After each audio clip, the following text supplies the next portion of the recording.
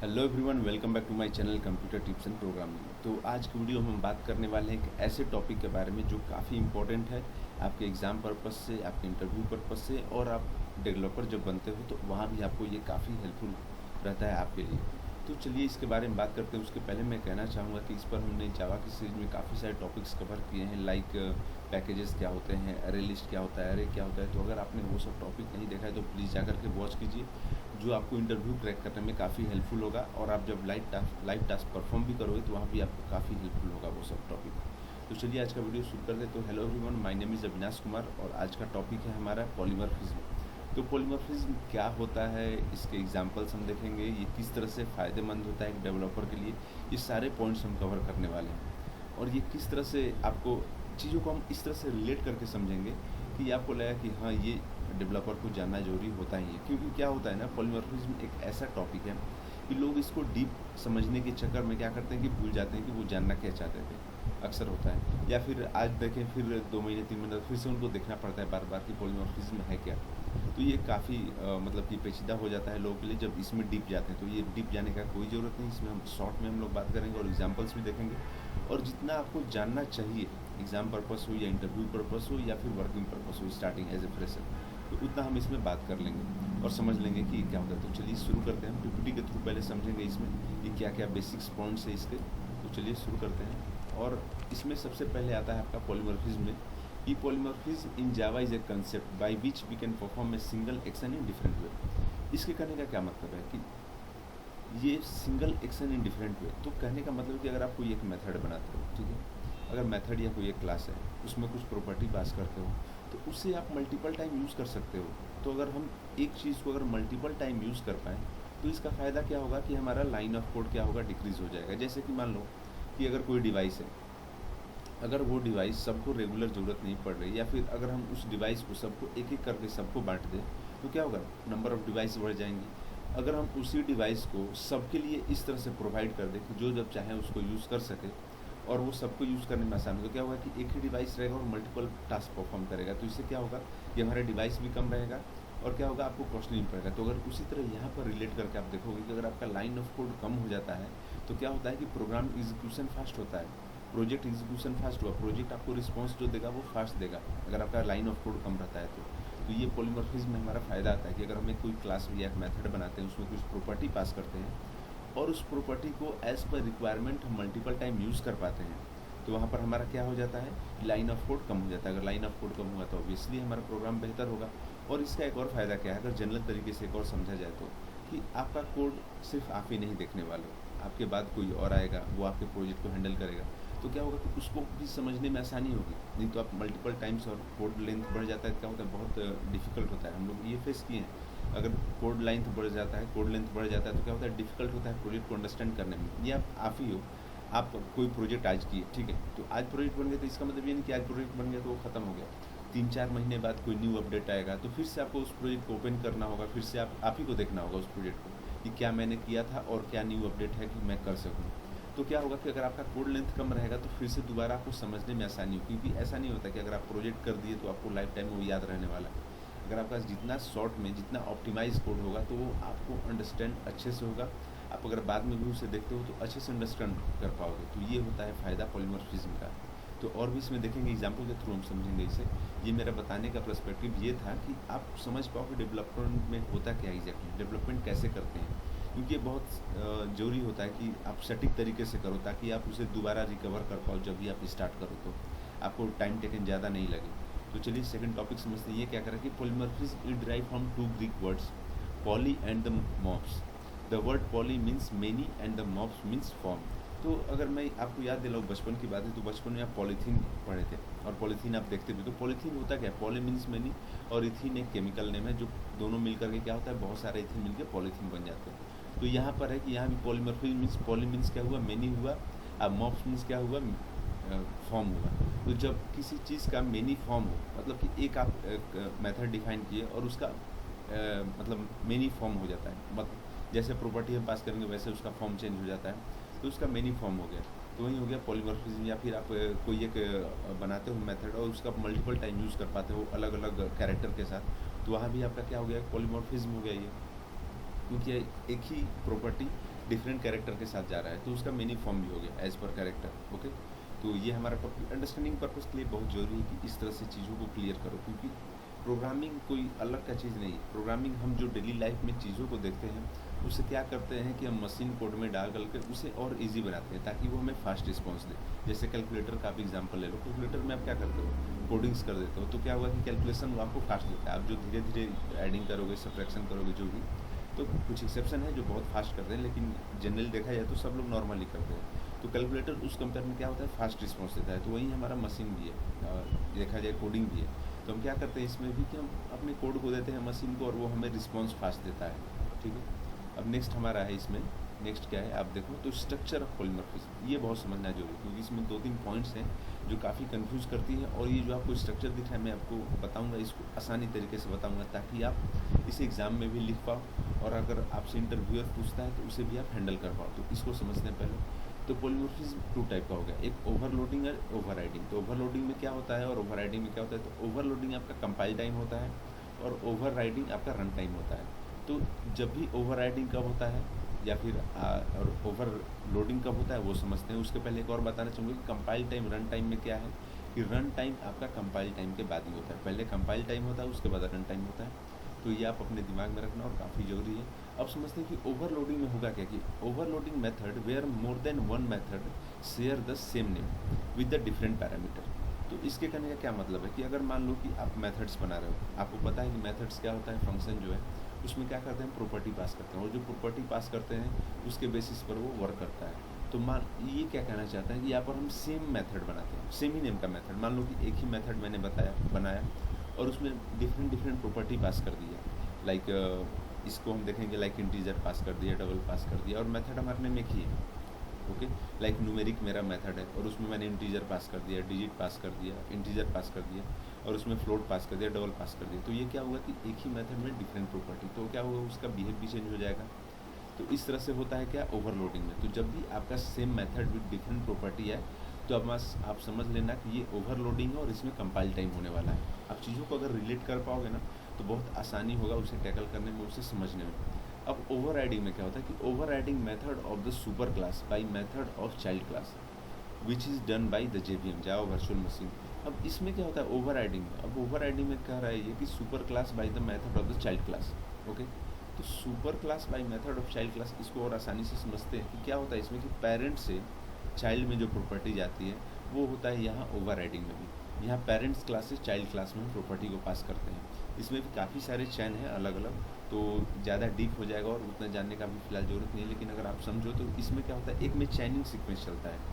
Overriding में क्या हो रहा है, चैन का सीक्वेंस चल रहा है, पेरेंट्स से उसके चाइल्ड को, फिर उसके चाइल्ड को हम क्या कर रहे हैं, प्रॉपर्टी को ट्रांसफ़र कर रहे हैं। या फिर आप कर सकते हो कि एक पेरेंट है और उसके 2 चाइल्ड क्लास हैं, तो दोनों में डिफरेंट डिफरेंट प्रॉपर्टी है, दोनों एक दूसरे सेम नहीं है, लेकिन दोनों क्या करते हैं अपने फादर की प्रॉपर्टी को अपने में रखे हैं। तो वो हो गया आपका ओवरराइडिंग। और ओवरलोडिंग क्या हो गया कि same method with different parameter. Overriding आपका क्या हो गया कि ये हेरिडेटरी जैसा चला आता है उस तरह से ये चल रहा है। ये क्या होता है कि जनरेशन बाई जनरेशन आपका प्रॉपर्टी ट्रांसफ़र हो रहा है। तो हम समझें कि क्या कीवर्ड को यूज़ करते हैं हम ओवरराइडिंग में और ओवरलोड में, ये भी हम समझेंगे। तो ये आपको अगर आपको ओवरव्यू एक और दे दूँ तो पॉलीमॉर्फिज्म 2 टाइप का हुआ, ओवरलोडिंग और ओवरराइडिंग। ओवरलोडिंग आपका कंपाइल टाइम में होगा, ओवरराइडिंग आपका रन टाइम में होगा। रन टाइम हमेशा क्या होगा, कंपाइल टाइम के बाद होगा। ओवरलोडिंग में same method with different parameter और ओवरराइडिंग में क्या होगा कि आपका property parents to child class transfer होगा। ठीक है, और ये चैन की तरह है, तो ये चैन कितना भी लंबा जा सकता है एज पर रिक्वायरमेंट। अब आता है कि अबाउट की पॉइंट समझते हैं। तो compile time is the period when the programming code such as C has Java C Python is converted to the machine code.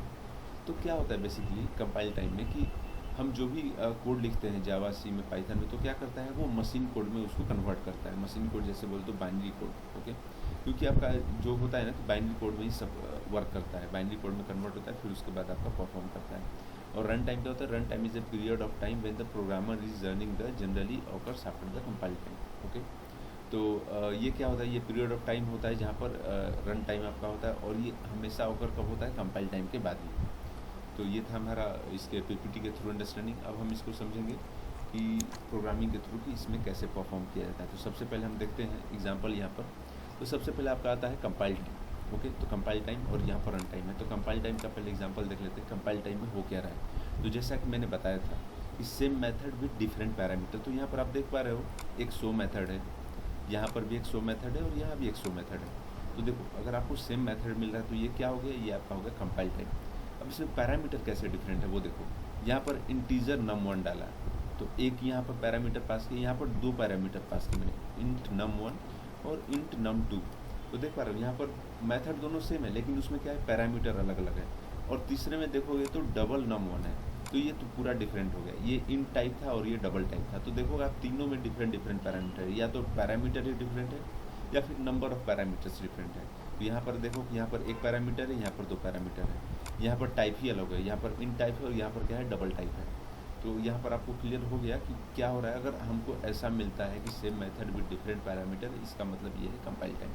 अब ये परफॉर्म कैसे करता है ये समझना है आपको, क्योंकि आपको ये नहीं समझना है कि ये कोई पूछेगा नहीं बार बार। जब डेवलपमेंट फील्ड में जाओगे तो ये नहीं पूछने वाला कोई कि बताओ कंपाइल है कि रन है। अगर आपको पता होना चाहिए कि कब किसको कैसे यूज़ करना है, तो कंपाइल टाइम कब बनाना है आपको, रन टाइम कब बनाना है, ये आपको जानना ज़्यादा जरूरी है।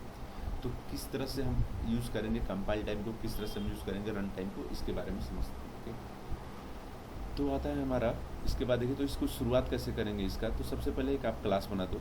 क्लास मैंने यहाँ पर नम बना दिया। ओके, क्लास नम हमारा हो गया। तो अब नम क्लास में मैंने क्या किया, यहाँ पर पैरामीटर पास किया। तो पहला पैरामीटर मेरा क्या है, तो यहाँ पर देखो नम क्लास आपका यहाँ शुरू हो रहा है और यहाँ पर ख़त्म हो जा रहा है। इसमें मैंने तीन टाइप के पैरामीटर पास किए। पैरामीटर 1 में आप देखो तो क्या हो रहा है आपका, वर्ड शो मेथड, आप कुछ भी मेथड यूज़ कर सकते हो, आप पर डिपेंड करते हो। मैंने यहाँ पर शो मेथड रखा और यहाँ पर पैरामीटर पास कर दिया। उसी तरह मुझे जो वैल्यू इसके लिए प्रिंट करना है मैंने यहाँ पर पास कर दिया। तो यहाँ पर पास कर दिया मैंने num1 का वैल्यू। अब इसके बारे में ये वीडियो को लास्ट तक देखना, ये बहुत आसानी से इसको तोड़ तोड़ के मैं समझाऊंगा ताकि आपको अच्छे से क्लियर हो। और दूसरा क्या मैंने क्या किया कि वर्ड शो एक और मेथड बनाया और उसमें ही मैंने पास कर दिया डिफरेंट पैरामीटर। और उसके लिए भी मैंने यहाँ पर डाल दिया sys.out.println, और जो मुझे प्रिंट होकर के चाहिए, जैसे मैंने num1 और num2 मुझे वैल्यू चाहिए तो num1 और num2 यहाँ पर मैंने लिख दिया। अब तीसरे में आता है हमारा कि वर्ड शो और डबल num1। ओके, तो यह मैंने डबल टाइप कर दिया और इसमें मैंने वैल्यू प्रिंट करा डाल दिया कि मुझे num1 का वैल्यू मिलना चाहिए। तो अब ये कैसे समझेगा कि इंटीजर में कौन जाएगा, ये डबल में कौन जाएगा, ये सिंगल इंटीजर में कौन जाएगा, डबल इंटीजर में कौन जाएगा, ये आपको समझना है। तो अब आओ यहाँ पर, अब मेरा ये आता है कंपाइल टाइम। ये हमारा मेन क्लास है, जो हमारा क्लास का नेम है कंपाइल टाइम डॉट जावा, ये हमारा कंपाइल टाइम है। ओके, अब इसमें हम किस तरह से वैल्यू पास करें, तो ये तो हमारा हो गया मेन मेथड जो हम डिफाइन करते हैं, अक्सर डिफाइन करते हैं स्टार्टिंग से, तो आपने देखा होगा। अब यहाँ पर हम डालते हैं, ऐसे ही मैंने डाल दिया यहाँ पर कंपाइल टाइम पॉलीमॉर्फिज्म में, ताकि अंडरस्टैंडिंग के लिए अच्छा हो। उसके बाद हम क्या करते हैं, एक मेथड क्रिएट करते हैं, नम ऑब्जेक्ट इक्वल टू न्यू नम। अब ये नम क्या है हमारा, तो नम ये जो हमारा क्लास है, उस क्लास के बेसिस पर हमने क्या किया, एक यहाँ पर हमने ऑब्जेक्ट क्रिएट कर दिया। ओके, तो हमारा ऑब्जेक्ट नेम हमारा ऐसे ही है, जो आप कुछ भी रख सकते हो, आप पर डिपेंड करता है। और ये हमारा नम का है, क्लास से है, क्योंकि मुझे क्लास से डेटा को फेच करना है, क्लास से हमारा डेटा को लेना है। तो डेटा मैं पास करूँगा और वो डिसाइड करेगा कि उस क्लास के किस मेथड से डेटा को लेना है। तो वो कैसे डिसाइड होगा वो समझते हैं। अब यहाँ पर आप देख पा रहे हो, जैसे कि मैंने लिखा है ऑब्जेक्ट डॉट शो 3, ये क्या है, इंटीजर, और कितना पैरामीटर से, सिर्फ सिंगल इंटीजर है। तो सिंगल इंटीजर इसमें ये देखेगा कि इसमें कौन सा सिंगल इंटीजर है। तो देखो यहाँ पर इन टाइप, और यही सिंगल है, ये क्या है, डबल है। मैं दिखाऊंगा आपको कि ये कैसे समझ पा रहा है। तो देखो यहाँ पर एक ही इंटीजर है, इसी में है, तो ये क्या करेगा, ये इस मेथड को कॉल करेगा और इसके बेसिस पर आपको वैल्यू प्रोवाइड करेगा।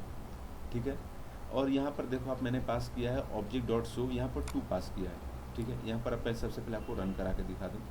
तो अगर आप रन करके देख लो तो बेहतर रहेगा आपके लिए, अंडरस्टैंडिंग के लिए।